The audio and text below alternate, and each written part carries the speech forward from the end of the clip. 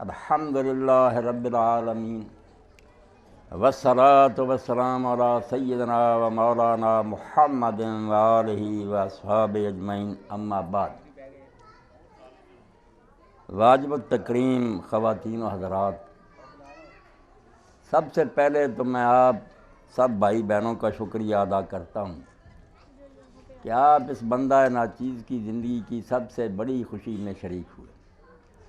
اس عاجز پر اللہ تعالیٰ کے بے شمار انعامات ہیں۔ میں اپنی سابقہ زندگی پر نظر دوڑائے ہوں تو میرا سر اللہ تعالیٰ کے سامنے شکر سے جھک جاتا ہے کہ میں جن چیزوں کا گمان بھی نہیں رکھتا تھا، اللہ تعالیٰ نے وہ چیزیں مجھے عطا کی۔ سوچ بھی نہیں سکتا تھا، من حیث لا یحتسب، وہ گمان میں نہیں تھی، وہ اللہ پاک نے دیں۔ تو اس بارے میں صرف حضرت ابو سعید خراز رحمۃ اللہ علیہ کا ایک شعر ادا کر کے اپنی بات آگے بڑھاتا ہوں۔ شیخ رحمۃ اللہ علیہ فرماتے ہیں، گر بر تن من زبان شود ہر موئے، یک شکر تو 100,000 نتواں کر۔ میرے جسم کا ایک رونگٹا اگر زبان بن جائے اور اس سے میں اللہ کا شکر ادا کروں تو اس کے لاکھوں انعامات میں سے ایک کا شکر بھی ادا نہیں کر سکتا، گنے نہیں جاتے اللہ تعالیٰ کے انعام۔ مگر میری زندگی میں آج کے دن سے بڑھ کر اللہ جانتا خوشی کا دن نہیں آیا۔ میں جب بھی اللہ کے گھر میں حاضر ہوا ہوں، میرے بھائی بہنوں، میری سب سے بڑی دعا یہ رہی ہے کہ اللہ جتنے بچے بچیاں میری پشتے ہیں ان میں سے کسی کو اس دنیا سے نہ اٹھانا جب تک وہ حرمین میں حاضری نہ دے۔ یہ میری سب سے بڑی تمنا اور آرزو رہی کہ میرے بچے اور بچیاں اللہ کے گھر میں حاضری دے کر اور رسول کریم علیہ السلام کی مسجد میں حاضری دے کر دنیا سے جائیں۔ یہ دعا ہر موقع پر جب بھی میں حرمین میں گیا ہوں اللہ سے کرتا رہوں۔ تو آج میرا یہ بڑا بیٹا، اس کی بیوی دونوں جب حج پر جا رہے ہیں تو پہلی قسط میں سمجھتا ہوں میری دعا کی اللہ نے قبول فرمائی۔ اور میری یہ آرزو ہے، دعا ہے، میں اپنے دوسرے بچوں سے بھی یہ کہوں گا کہ سارے کاموں کو آپ پس انداز کر کے چھوڑ کے،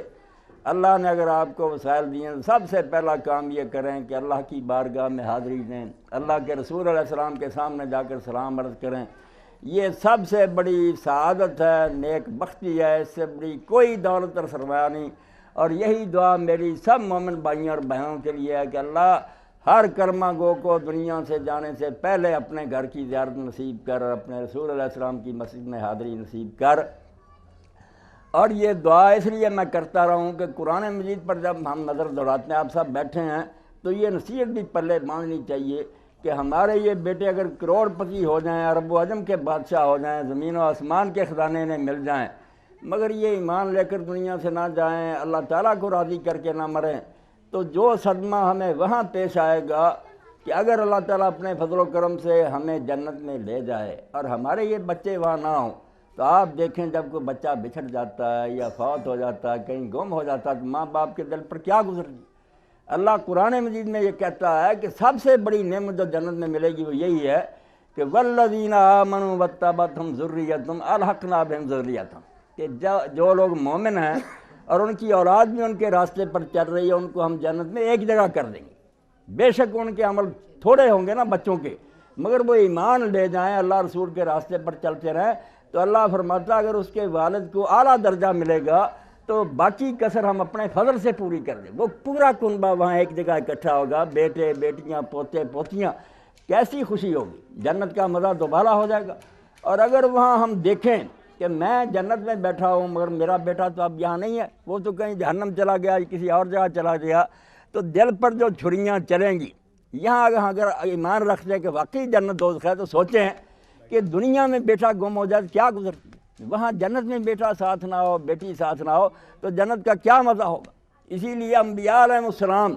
جن سے زیادہ کوئی مقدس اور پاکیزہ گروہ نہیں، قرآن مجید میں آپ دیکھتے ہیں کہ ان کو سب سے بڑی فکر اور رات کے بارے میں یہ ہے کہ یہ بے شک غریب ہوں، کنگال ہوں، انہیں کچھ بھی دنیا کی چیز حاصل نہ ہو، مگر نیک ہونا چاہیے۔ ابراہیم علیہ السلام آپ دیکھتے ہیں، وہ دعا بھی ہم لوگوں نے یاد کر رکھی ہے، پڑھتے ہیں، رب اجعلنی مقیم الصلاۃ ومن ذریتی، اللہ مجھے بھی نماز کا ادا کرنے والا بنا اور میری نسل کو۔ فکر یہ پڑی ہوئی ہے کہ اولاد جنت میں ساتھ ہونی چاہیے۔ اور قرآن مجید کہتا ہے کہ ابراہیم علیہ السلام نے اولاد کو جو سب سے بڑی تاکید کی، میرے بیٹے بیٹیاں سن رہے ہیں، یہ سب میرے بیٹے بیٹیاں جو آئے ہیں، بھائی ہیں، بہنیں ہیں، کچھ بیٹیاں ہیں، جس گھر سے بھی آئے میرے بچے بچیاں، یہ سب سنیں وَوَصَّى بِهَا ابراہیم بنیہ و یعقوب، کہ ابراہیم علیہ السلام نے، یعقوب علیہ السلام نے دنیا چھوڑتے ہوئے سب سے بڑی تاکید کیا اولاد کو کی؟ یا بنی ان اللہ اصطفیٰ لکم الدین فلا تموتن الا وانتم مسلمون، کہا بیٹا مجھے اس بات کی فکر نہیں کہ تمہارے پاس کوئی جاگیر ہے یا نہیں، یہ دنیا گزر جائے گی۔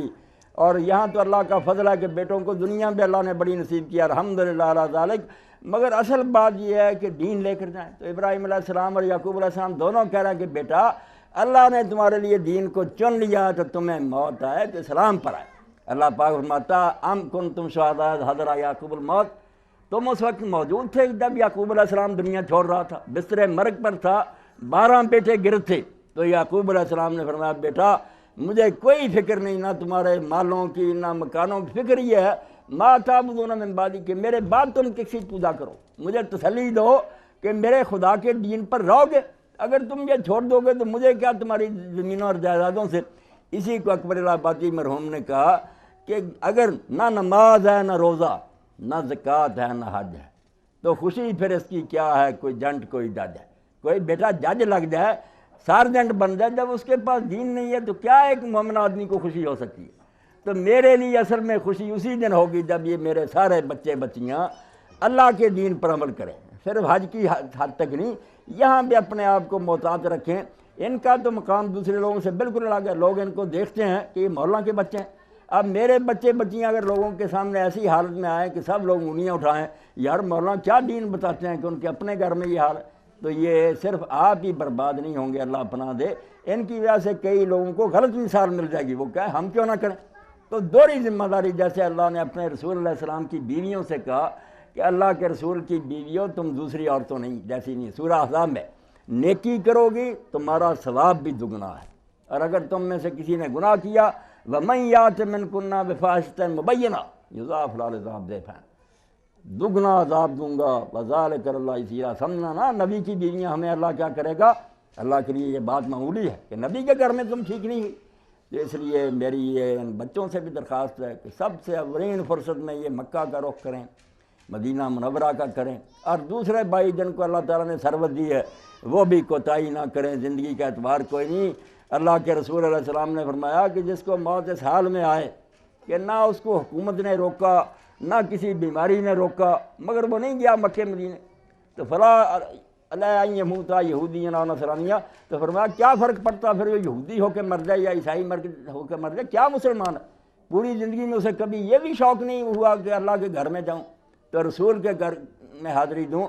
تو یہ موقع جو آیا اور یہ بچے جا رہے ہیں الحمدللہ، یہ ان پر سب سے بڑا انعام ہے اللہ کا، اور میں دوسرے بچوں کے لیے اور اپنے باقی بھائی بہنوں کے لیے بھی دعا کرتا ہوں اللہ انہیں جلد سے یہ جلد موقع نصیب فرما۔